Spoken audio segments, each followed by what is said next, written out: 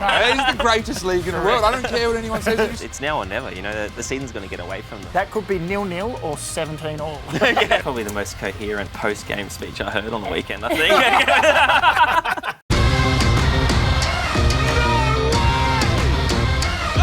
Special. Unbelievable! This, ladies and gentlemen, is football. The pressure is on. The goal-scoring woes continue. If there is a shining light, it's a clean sheet apiece. Doesn't sit well, that's for sure. We didn't come in to draw. Chowski and in! Get the word out! The Perth Glory are back! First half an hour was a car crash, to be honest. I am a lion.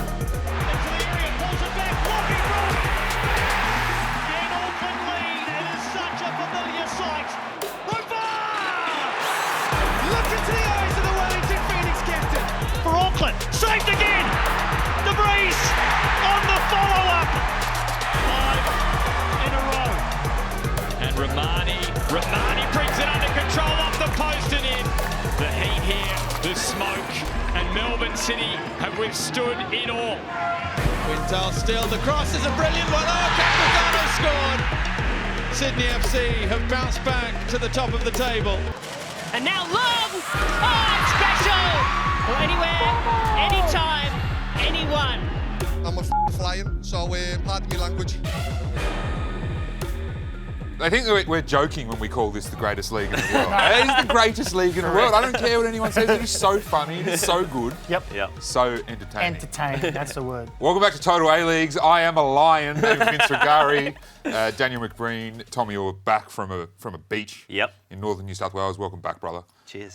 Big show ahead. As always, we'll probably hear the I am a lion quote about 17 times before the end of it. A little bit of Greek mythology weaved in as well. What else? Melbourne City doing well in Asia, continuing to do well in Asia, which we'll break down shortly. Arthur Dilles still on the hot seat at Melbourne Victory, which we'll also get into. But let's quickly look back one last time. Boys, Macca, your moment of round 7, please.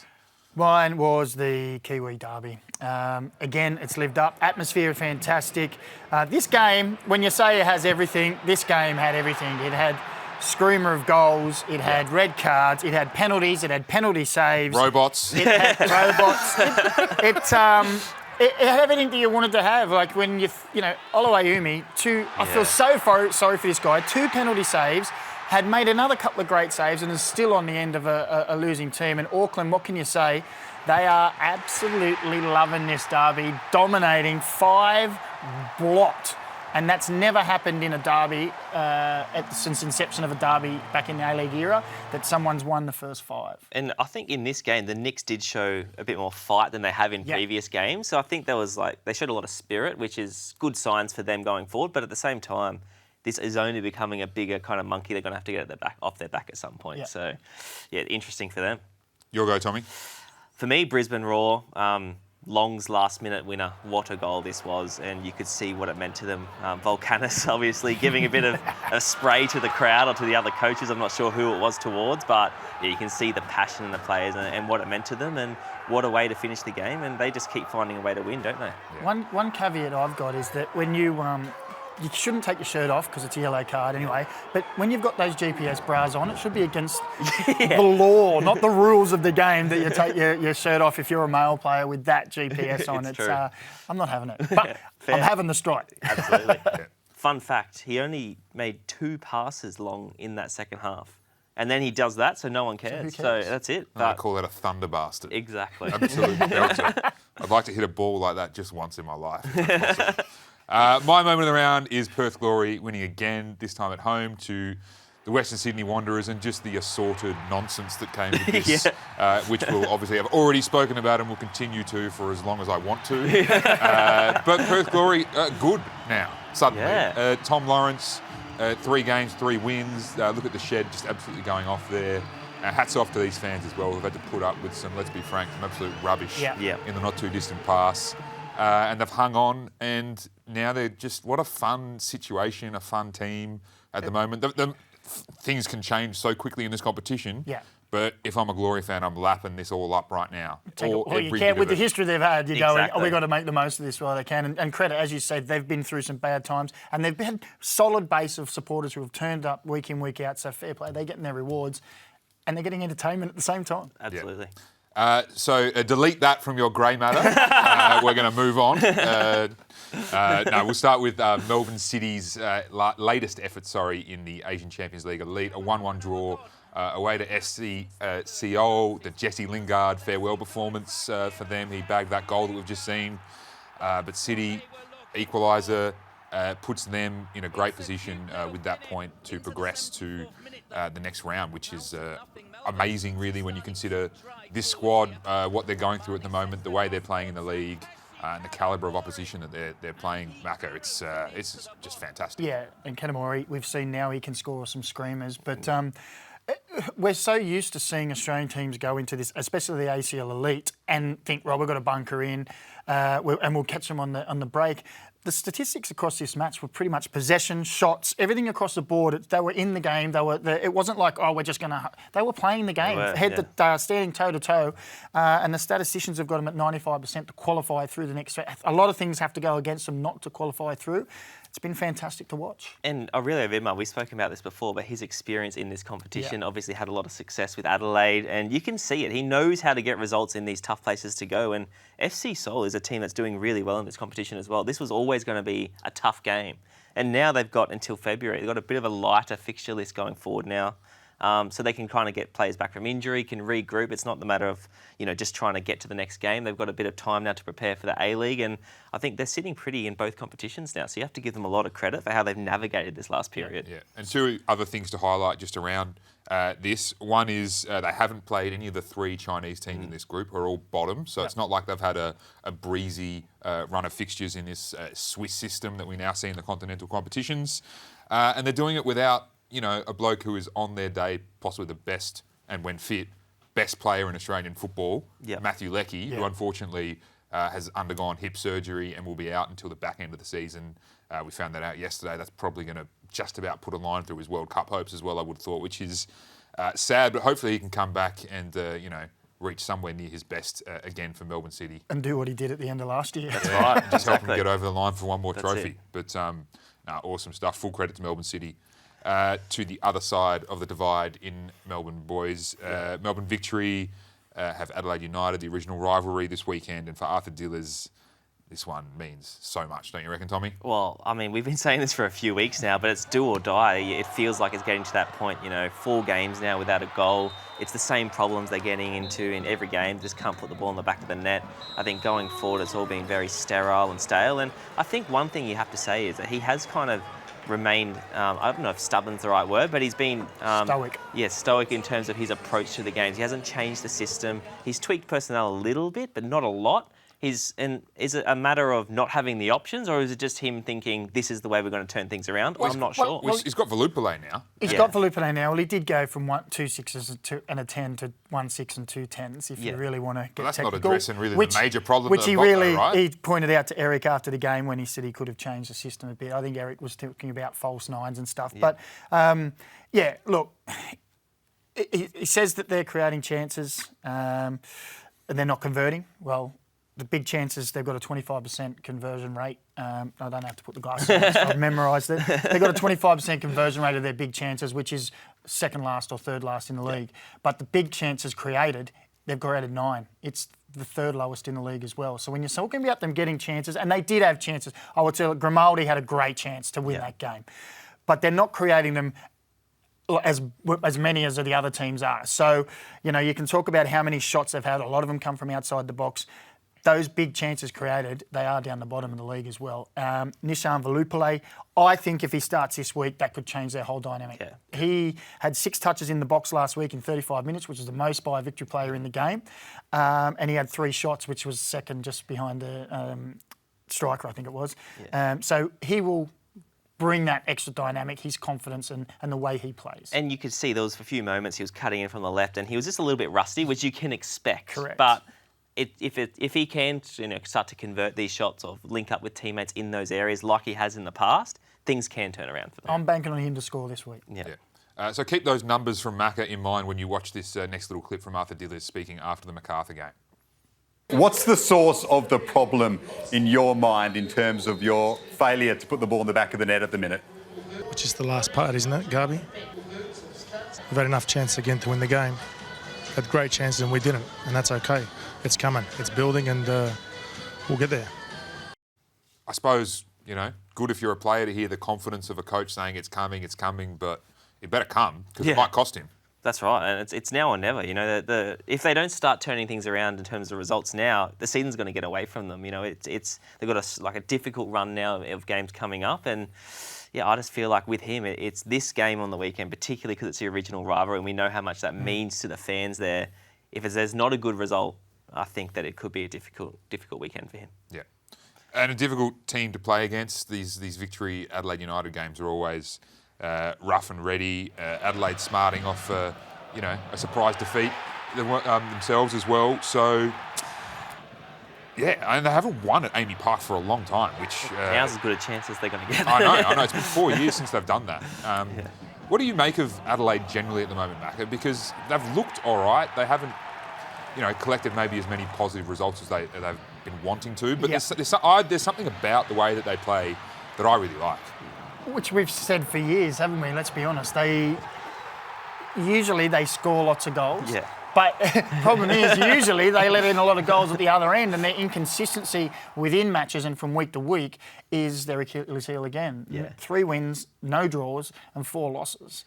That needs to be addressed. They're so open at times, that they're going and people moving everywhere, but then at the other end, you talk about Nisha and Valupale. Yeah. This is the chance, like you said, this is the chance where he will get opportunities, his teammates will find spaces, and if they don't take him this weekend, then, they're going to have to really be looking in the mirror. That's right. And if you think back Melbourne Victory's game against Newcastle Jets, but Newcastle and Adelaide have a similar approach in terms of being really open and expansive in their football, it can go very pear-shaped as well. So they're going to have to keep things tight at the back, Victory, as well. And with players like DeCooley, he's been on fire. Yeah. I think the end product's still a little bit of a question mark with him, but they have some exciting players in the front third. Craig Goodwin's been a little bit quiet maybe in the last few weeks, but he's never quiet for 3 or 4 weeks in a row. You think that he's going to turn things around. So I think Adelaide will go into this game thinking this is very winnable. Funny that, all this talk about excitement and openness. The last time these two teams met was the last time that Victory had won at home. It's a 5-3 win to Victory. Nikos Vergos scored 2 goals. Wow. Yeah. Seems like a lifetime late on, ago. didn't it? Wasn't it late on? He scored a couple that killed off the game. But this is what we talk about, especially with Adelaide. Yeah. Is they're always entertaining because they will score goals, but it's just a case of will the opposition score more? And this could be the game that snaps Victory out of their slump and gives them the confidence because they will get chances. And we know how quickly football can change. That's right. Seriously, a player, if Vergos was to play this weekend and get 2 goals, all of a sudden he's like, bang, bangs one in next week, and everyone's he's back. Yeah, that's and it's all done. And that's how quickly it can change in football. But it can go, it's such a fine knife edge that it could go that way or it could go that way. Yeah. All right, boys, we'll go to Perth Glory, who are on the top of a 200-metre high sheer cliff at the moment. Look, let's just hear it. Let's just hear it again. There's not enough times you can hear this. I asked you guys to imagine a sheer cliff 200 metres high and a mountain goat sitting on it. And he's eating some moss, some nutrients. But this mountain goat, he's been there for 25 years. He knows the terrain. He knows every little step that he needs to take. He's seen other mountain goats stepping in these places. Some are falling, some are still going, yeah? So this mountain goat loves being on this mountain. He loves the risk. He loves the decision making. He loves everything about it being on this mountain, right? Now I want you to forget about the mountain goat. Erase it from your memory. Erase it from your grey matter. Delete it. I am a lion. Okay?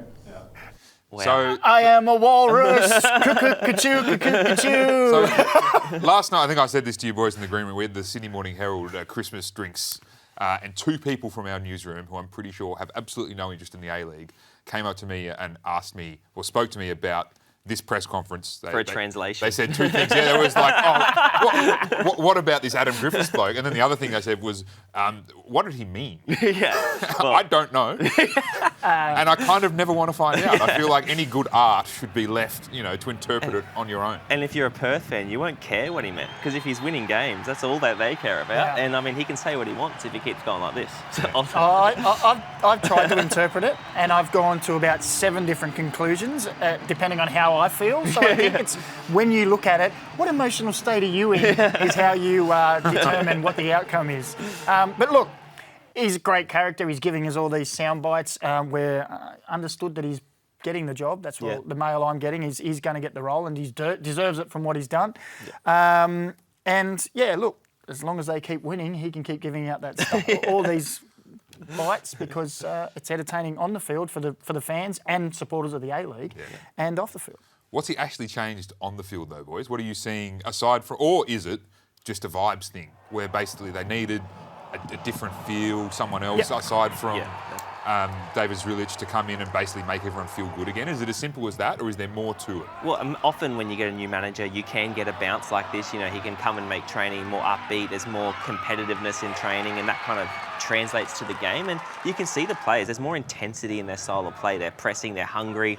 I don't know. I think that it became a little bit towards the end as Drillers, campaign with them, you could see that the players were just so void of confidence that it felt like even when they were in good situations, they would almost manifest a way to lose a game. Yeah. And now it's gotten to a point where there's a lot more belief in this squad, and I don't know, I think that on the field he's simplified things. They're going playing now 4-4-2, and I don't know, I don't think that he's reinvented the wheel tactically, but the messaging's clear, there's consistency, and I think that's just rubbed off on the players. Yeah, and I always go to say Thomas Lawrence, but I mean Lawrence. No, I do mean Thomas Lawrence. I always get them two mixed around now. He's now hitting his straps, and he's a quality player. Despotowski, a young player who I've really enjoyed, got his first goal. He's got a lot of weight on him with that name on his back that everyone's looking going, what are you going to do?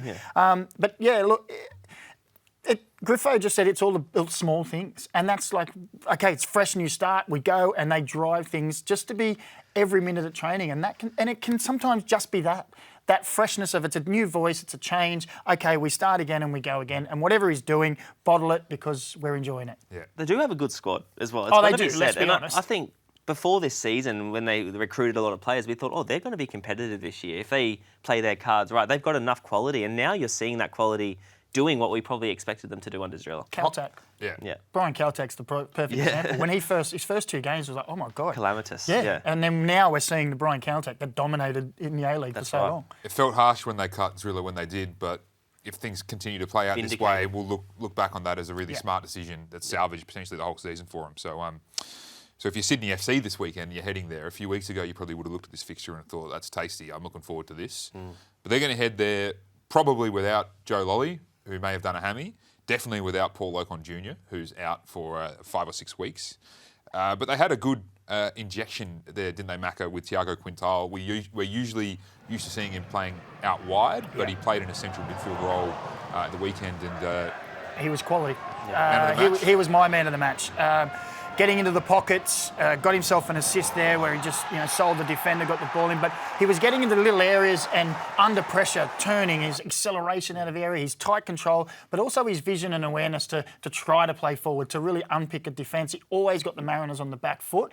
And that's what you want from those positions. You don't want them to get the ball and I will go safe and go silent. You want them to be, I'm turning and facing forward and bringing defenders out so other players can make runs into the spaces that's created by it. I completely agree with you, because if you look at the positions that he kind of picks up, as a defender, nobody knows who's responsible for marking him. I think he's really intelligent with where he positions himself, and he does have the teammates to find him in that area too. I think that's worth saying, because you see in other teams, a lot of players get into good positions, but they don't get the ball. Sydney FC, they're very well functioned to give him the ball as many times as they can in those positions, and I think it's good as well, because you always have had Joe Lolly on the right side, but when Sydney FC's not playing well, it's all very predictable. They're going to go wide to Lolly. Now, all of a sudden, you got threats. You got Toure on the left. You got threats 3-pronged. You don't know where they're going to go, and every time they go, any of them, they look dangerous. You also have Piero Quispe, who, to me, looks like a player who's building gradually, slowly, maybe more slowly than people would like. for a foreign player who's new to this league, one who's coming from Peru as well. I can only imagine that it's a fairly big adjustment to come to this country from there, especially at his size and the kind of player that he is. Yeah. Are you guys seeing enough to be satisfied that this guy is going to get better throughout the course of the season? I think in moments you've seen his quality. You can see he can pick a pass. He's technically very good. But when you look at the kind of number 10 Sydney FC has had historically, the likes of Merzajuski, Ninkovic, these kind of players, these were the best players in the league. And I don't think I've seen that from him yet, but it's too early to judge. I think that, I think that was probably his best performance so far on the weekend. He is growing into the role. And, I think there are good signs, but also I think physically, that there are question marks around him imposing himself and how he deals with the physicality of the league. I think incrementally he's got better as the season's gone on. Every time I'm asked about him, I always remember Uffy saying he came late in the piece in pre-season, so it's going to take time. But I think he can be that player. It doesn't worry me about the physicality because he's the same as Quintal. His touches are so good. He can turn on a dime. He can break forward. And as the weeks have gone on, his thought process has been more about facing forward and getting balls in behind, or and we saw it with the assist he got on the weekend. Got into that space, bang, played that ball early, and I think he's only going to grow as the season goes on. Yeah, I agree. All right, moving on, guys. Alen Stajcic was the most positive man in Australian football a week ago. This week, let's just hear it from him. I thought we were incredibly poor and they were good. It's probably the poorest half we've played in the last 15 months, to be honest. So 1 man extra or none, we were poor. We were poor the whole night. We were even poorer, to be honest, before that. The first half an hour was a car crash, to be honest. Seems like we were still on the plane. How's the whiplash, boys? Yeah. I mean, in 7 days, the highs of being a Wanderers fan to the lows of being a Wanderers fan, I guess you could say. I guess they're used to this, though. I mean, from memory, it feels like every time they have a good derby performance/result, they really struggle to sort of turn that into consistency. Yeah, you can say, and it's true that you're professional footballers, you need to get yourself up. You got a big derby at home and you're down the bottom of the league against the team, your big opponents are at the top of the league. You go into that, you are pumped and it takes a lot of energy. Then you're going to get on the plane and fly over to Perth. I don't care what anyone says. There's 1% of subconscious going, it's not quite the same as last week, and it can be hard to get up for it. But they're professionals, they have to, it's not an excuse. And Stadge has just called a spade, to be honest, there. This week he's just gone, we weren't good enough, it was terrible. I think Wanderers still have a big problem in terms of making the game. You saw against Sydney FC. Sydney FC leaves themselves open at the back and Wanderers in transition are always dangerous. But the games when Wanderers has to take the impetus and really dominate the other team, I don't think they've done that well this season. I think that's something they're still struggling with. And this week, coming up against Brisbane, that's a team they're going to have to do that against. Brisbane's just going to sit back and say, you come and get us, and look to sucker punch them. And they're probably the best team at that, obviously. So I think this is going to be a difficult game for the Wanderers again. Yeah, it'll be interesting to see whether they can find a way to dictate the game, despite that approach that I'm sure we'll see from Brisbane Roar, or whether they just get sucked into the scrap, basically, and play the game on Brisbane Roar's terms. Which so far Panda will love. Yeah. Well, how about that? So it's the battle within the battle here is Pandazopoulos and Justin Vidic. Both have 4 yellow cards in 7 matches. Who's getting a 5th and who's getting it first in this match, do you think? I think both vying to be the most disliked player in the league from every other fan that's not a Wanderers or a Brisbane fan. So I think, but at the same time, they're both fierce competitors, and that's definitely going to be a flashpoint in this game. But that is, you just touched on it, I think that is the trap for the Wanderers in this game. Brisbane's going to lure them into making it that type of game, but Wanderers have to be disciplined and keep playing football and try and be patient in their approach. And I think that if they frustrate Brisbane and have possession and maybe get an early goal, then things can go their way. Yeah. Brendan Borrello back as well. How important is that, Macca? I think we're all pretty hot on Costa Barbarouses and what he can do for them up front, even though I sold my stock in him a couple of weeks ago. But Brendan Borrello, also a top-class player in this competition as well, and comes in sort of at a moment when they really need more injections of quality. Yeah, and his movement, we all know that his movement will disrupt defences. Probably a good game as well because he's big and strong and he can stand up to the Brisbane beasts that they are as well. But I think it's important for him to come back. And he drags defences around, which then creates space for his teammates to move into those spaces. It's been a big part of his game, and I'm sure Stadge has been going, hurry up and get fit, please. Yeah. Speaking of what you mentioned before, Tommy, about getting sucked in, have we all potentially been sucked in by Brisbane Roar? Are they indeed, as Michael Valkanis said on the weekend, like a Trojan horse? For those that know the story about Troy, the Greeks left a Trojan horse, but it wasn't just what it seemed. There was a lot more to it, and that's what people haven't realised. And I'm really, really pleased that we're able to adapt and do different things in the game. I guess what he's trying to say there is that my interpretation, at least, and I'm not as au fait with Greek mythology as he certainly is, but they've come into this competition as this physical team that they don't like being talked about, but that's the foundation that he's laid that's going to make them competitive in each game. And what I imagine, or what I hope to see from Brisbane Roar as the weeks go on, is layers to come out. So different styles of play, improved performance with the ball, I guess is the equivalent of Trojan soldiers running out of the horse. Without a doubt. And we've said it from the start, though. You can come out and be this team that's physical and want to dominate teams in that respect, but you're not going to be successful if you can't play football as well and get your tactics right and the way you're doing. They're sitting second for a reason. And it's not because they just run around kicking people left and right. Yeah, that's right. I've seen Sunday League pub teams that run around and kick people and they still lose 7-0. Yeah. There's a lot more substance to what people are giving him credit for. You cannot be successful just by doing that. There's got to be different layers. You can see that way, and we talk about Stajcic being gone now, but the way sometimes he's in the back line, then he steps into midfield and they rotate in those positions. It's not just about running around kicking people in the legs and going, ha, we're stronger than you. Yeah. It's tactically. Very disciplined. I think that's the word you have to say about them. Defensively, they give the opposition nothing, and you just always feel like it's going to create something special to get the better of them. Yeah. Speaking of adding layers, Tommy, your team of the week. In your absence, we now have a captain situation. You've gone one further, I believe. I do, and I also have a coach this week. So I've gone for Oluyewemi in goals. You touched on him before. I thought he was outstanding in his game. At the back, there's Salas, Harrington, Wooten and De Vries, who all had great games for their teams. And in the midfield, I've gone for Yuli, Verstrata and Quintal. And I think Reece Yuli is a player who we haven't spoken too much about, but I think he's growing into this season really well. He's physically imposing, and I think with the ball you can see he's getting more and more confidence each week. And then in the front third, I've gone for Romani, Cosgrove and Kispe. And I know Cosgrove missed a penalty, and to be honest, I think in that round generally there was no number 9 who had an outstanding game, but Cosgrove is just a menace, and no one likes coming up against him. And 1-2 penalties, got a player sent off, and got an assist, so he didn't do too bad. That's exactly right. So yeah, I was pretty happy with this team. Captain, coach. So yeah, captain was Verstrata again. Captaining his side to a derby win, and for the same reasons, Corica. Very good. Yep. No arguments here. Let's look forward, boys. These are the fixtures to come. This weekend we've spoken about a few of them, but what else takes your fancy here from the menu in front of us, Thomas? I think the Wanderers against Brisbane, that's going to be a fascinating game.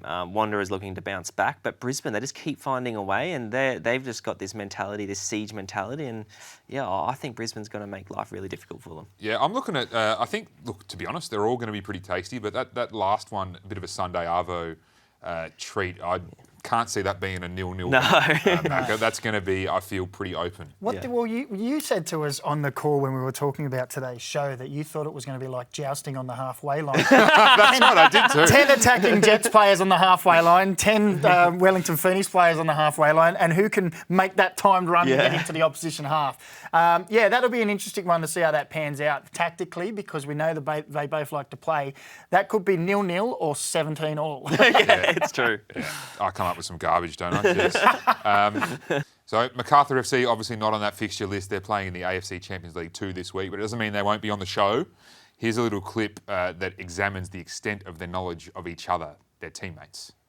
I've played for 3 separate Isuzu Ute A-League teams. No, that's 4. That's 4. Wait, no, wait. I actually can't think of anybody. Imagine if it was one of us. No, It's a national player. Oh my god. 3 A-League clubs. Chris Economides. I've played for 8 separate teams on 3 continents. Ji Dongwon. Matty Yeoman. I once played against Ousmane Dembele and we both scored in the game. France. Bro, we have some good players. Yeah, it's not me. Damien De Silva. G.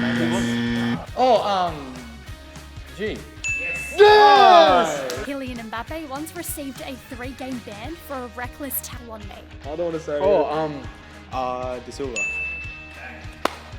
Shout out Damo. I played all but one game last season. Phil Curto. Wow. I am Phil Curto. Curto. See ya.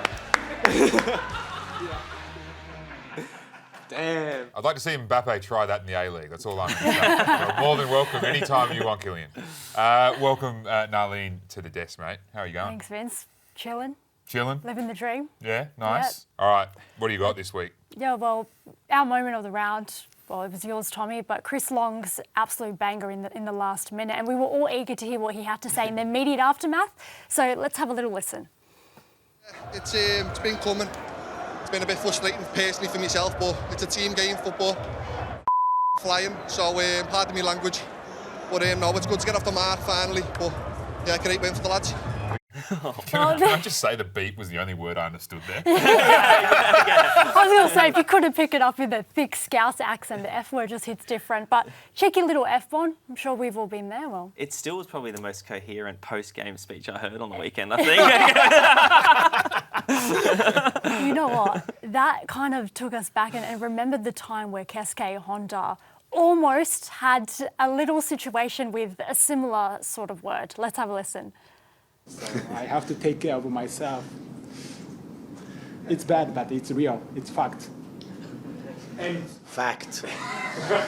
Factish. fact. Sorry, my pronunciations may be bad. No. I understood you, but they were fact. Must be having to jump in there just to be like settle down. Outstanding. That's still one of the all-time greats. It's iconic. Yeah. F-bombs are one thing, but Mac, are we going to have to drag you into this again? I've dropped F-bombs, yep. You dropped F-bombs, you've been a menace on the D-bomb. pitch.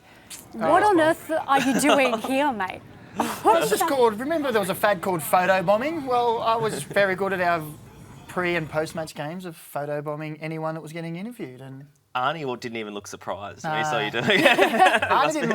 Arnie was old school and didn't like cameras in the change room. And I was the same because I was a little bit older as a player, and it was like that was our one area. So I said, can I just ruin every interview that comes into the change room? And he went, yes, you can.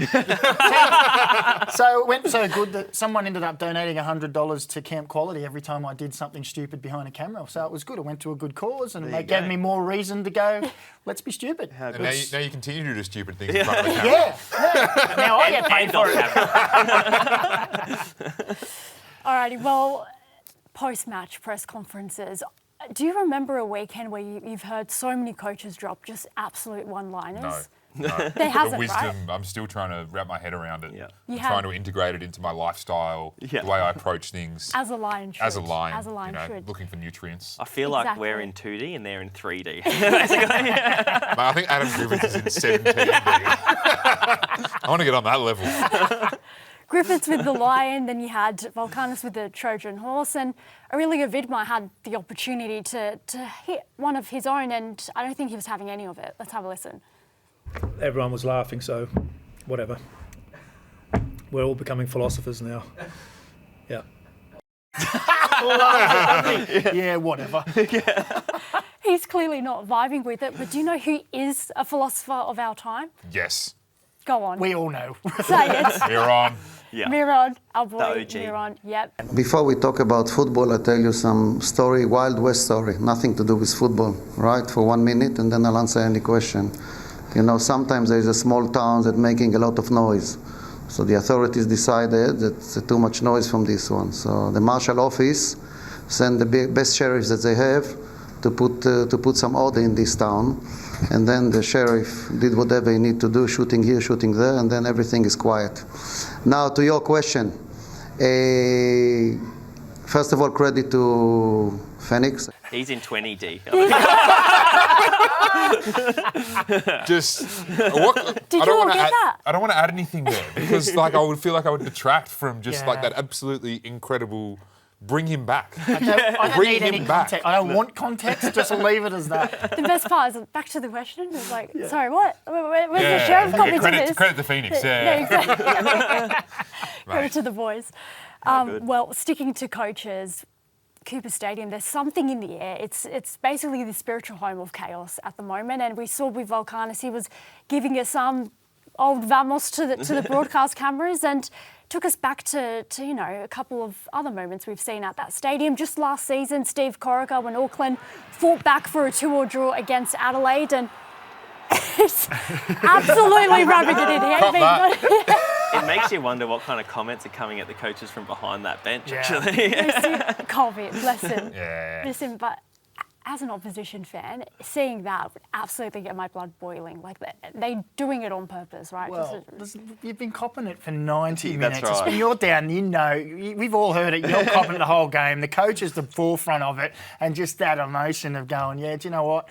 Cop that. Mate, and it's an Australian football heritage thing. I remember, in all these documentaries we've seen recently about Ange Postecoglou and Ferenc Puskás. When he was South Melbourne coach, people would be giving it to him behind the dugout, and he'd go back, and I don't think I can do the gesture on here. But, it was great. Another one as well, Marco Kurtz as well, when Adelaide fought back for that comeback, 3-0 down, then they defeated Brisbane Roar 4-3. What a moment here. And it was Nikola Miljusnic with the winner, and he does not hold back on the sideline skipping. It's the same bloke. That's awesome. Can we get all the beeps put in there? Because it does come with a lot of beeps as well when you're giving it to someone in the crowd.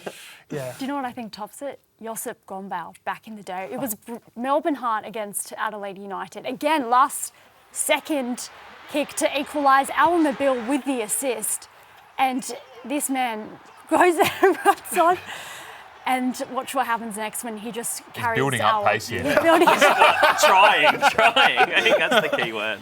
There it is, knee slide. Wow. And whoop, lifts our, good. That is gold, Iconic. right? Hey. Yeah. Can I say something though? I don't mean to be the celebration police, but is there a such thing as over-celebrating? Like, it's... You're asking the wrong man. You're asking the man that celebrated something that didn't even go in last week on the show. If you've got a chance to celebrate, life's about celebration. It's Christmas. Take it while you can. But it's something in the water in Adelaide, obviously. We love it. Very good. Mate, there's something in the water in Australian football in general this week. Absolutely zany, cooked areas. Thank you for contributing again, Nalin. Thank you, boys. Cheers. Look forward to seeing you next week on Total A-League to see what madness this competition has in store for us.